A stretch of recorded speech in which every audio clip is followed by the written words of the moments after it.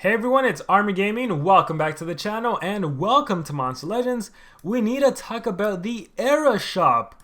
Oh my gosh, look at this. There's a legendary monster in here, Volthar. What a throwback. I love the monster design on this guy. Alright, so this video is meant to help you out figure out what monsters to purchase, where to invest your bounty coins on because they are super valuable.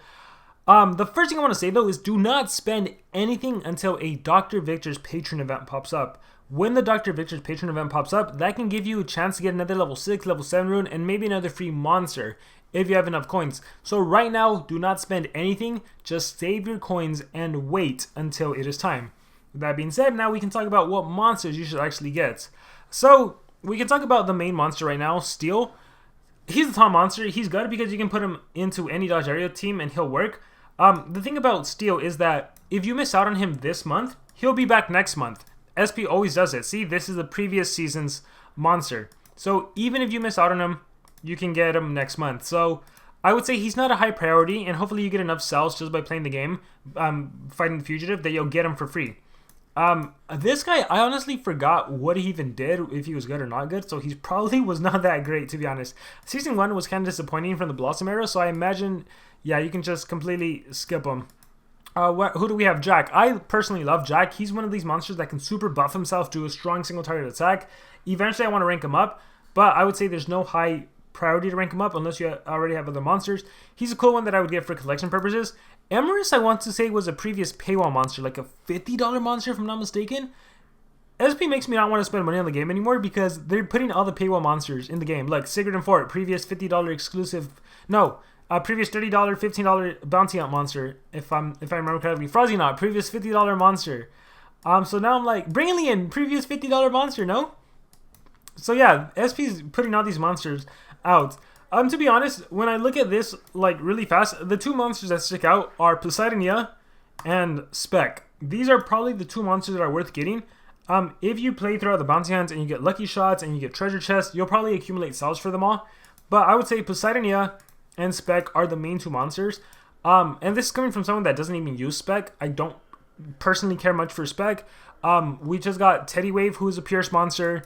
This is a Pierce monster, and even though it's not available now, maybe 4, 5, 6 months from now, it'll be available free to play.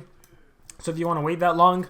The issue also with getting these old monsters is that they are old. Keep that in mind. So even if you get them, you can rank them up in the rank up survival dungeon. That's how I got my Poseidonia to 150. So that's definitely an option for you. But these two are definitely the ones that stuck out. I love Sigurd and Fort, monster design wise, but I don't think he's someone that you would actually use.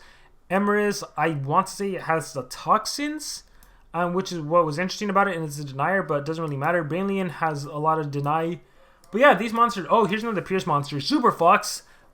This monster is based off the old community Monster Legends manager Fox. It's a Pierce, it can hit pretty hard, it's a light monster, so dark monsters beware. But yeah, considering we're in a Blossom era, considering SP started making these Blossom monsters on steroids, you can ultimately get whoever you want. Yeah, and it won't really matter. I normally like to showcase them all, and all I really have to showcase is Poseidonia. I don't really have the other ones ranked up or anything. But again, don't buy anything. I only have 125 coins. I am lagging it right now. Yeah, just wait. Look through my previous video, see if you really like anyone, but just keep in mind we're in a whole new era, and new monsters stand out. So with that being said, yeah, look. Let's exit out. Let's go to battle. Who can I really showcase? I was just reviewing this monster again. He's phenomenal. He's phenomenal. Poseidonia, we can just go over the monsters real quick. Poseidonia. Okay, there's Poseidonia. Let me go over Spec. Spec. And you are very... No, it's already magic. I think you're level 130. Let me see. I think I have Spec to 130 even though I don't use it. Is it not 130? Oh, it's probably level 100 but rank 3. I'll do that with a lot of monsters. I'll rank them up, but I won't use them. Oh, there's Sigurd and Fort. Alright. Oh, there's Spec. Yeah, oh, level 100. Okay, cool. So, I mean, this monster, look at that. Oh, it's a pure status caster. You know what? I never knew it was a status caster. Again, I don't use the monster. I never cared for the monster. This was like the go-to monster for a lot of players. Here we have Guard Down. Who cares? Who cares? There's two main skills that always got used. One shot, one kill. Applies Pierce. Heavy special damage. So this is like OTK potential on a 1-turn cooldown. Keep in mind, you could also give this monster Unrelenting Assault, so you can attack a lot, or Absolute Zero, so you can AoE freeze. And speaking of, Falling Fire. Absolute Zero, you will Mega Freeze everyone, and you'll burn everyone. So, and then the other skill players would always use is Culling the Weak. This one will not trigger your talent, and it negates healing and vulnerable, so it sets up for your next attack. Guard down, so you also don't miss your next attack. So the setup for this monster, I might as well use it right now. It's Falling Fire, Culling the Weak. You do your 1-shot, 1-kill. And then that last and final skill, you can ultimately put whatever you want. Bullseye, just because it applies to Pierce. So I would do that. And yeah, if we go to Relics, we go to Talents. Let's scroll down. If you're able to get this, Unrelenting Assault, you would need Sensei Pandakin to complete his Era Saga. This allows you to attack more than once. And if you have Absolute Zero, I forget which saga you need to beat to get this one. You guys can let me know in the comments below. Mega Freeze. So, since you have the Pierce mechanic, everyone gets frozen. So that's what you can do with this monster. Let's exit out. And then Poseidonia, just a fantastic Metro monster. You have access to quite a few good talents with this monster. Base Shield if you want survivability on this monster. You can do Snitch Brand to do vulnerable against the enemies. You can do Adrenaline Injector to always have stamina. You can do Kill Streak. That way if you kill someone, you come back to life, or you get an extra turn. Dark Overdose to protect yourself against specs with the Absolute Zeros. Anyone doing freeze. You can Bodyguard to give yourself MT and deal a massive amount of damage to the enemy. I think it's 220k. You have a lot of options. You never worry about stamina thanks to your relic slots, but the skill set is where this monster really stands out. So this skill will remove positive effects, apply poison and quick sense with 2 dots. The cleansing is nice. This is poison and reverse healing to everyone. So considering life regen is a big thing, keep in mind the current free-to-play bounty hunt monster has healing. Hey, he has a 30% heal on life regen. Hey, reverse healing, use it against you. You have reverse healing again. You have this skill, so darn annoying. You cleanse negative effects. Has a 2-turn cooldown. You give nation immunity and you heal by 50%. Save Poseidonia a 50% heal. This also removes positive effects from everyone. You just have a nice skill set to choose from with Poseidonia. Also, dun dun dun. Boom, Anticipation. So anytime the enemy does ET, you get an extra turn. You're also immune to dots. So don't worry about 7 sins. Don't worry about the beast at the start of the battle. You're a hard monster to take down, for sure, especially with all your healing stuff. So that's Poseidonia and Spec. Those are the 2 I recommend. And again, the other ones, it doesn't matter if you get them or not get them. Here's Secret and Fort. It's just a cool looking monster, really. You have immune to control, and you have Res Block. I feel like the Res Block monsters really don't get utilized that much. We can go through the skills. You probably have like a nice massive attack. What was it? Yeah, massive physical damage. But at the end of the day, you're just an attacker. You're not going to get much usage, to be honest. Who else was there? Jack. Let's look at Jack. Hopefully, I don't know if... Oh, there's Super Fox. We can look at her real quick.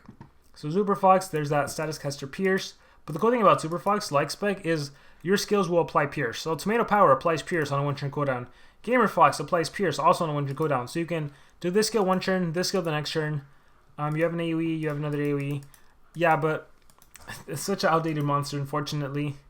Who are we going to look at? Jack. Jack. Let's see if we can find you. Scrolling down. We could always look at the book. Probably level 100? No, he's probably like level 4, to be honest. If I had to guess, he's probably like Galvanist. Galvanist. There's Jack, see? Rank 1, though. Let's see. If I remember correctly, let's put all your ET skills. Hunt mode. Oh, darn, he doesn't have them all, but yeah, they're here.